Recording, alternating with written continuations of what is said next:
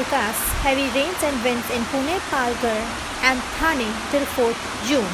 IMD has also issued a cyclone warning, the cyclone Nisarga, which will impact parts of Maharashtra and Gujarat. It is likely to move northeast close to the coast of North Maharashtra, which will impact the south of Alibag, a district Raigad, in the afternoon of 3rd June.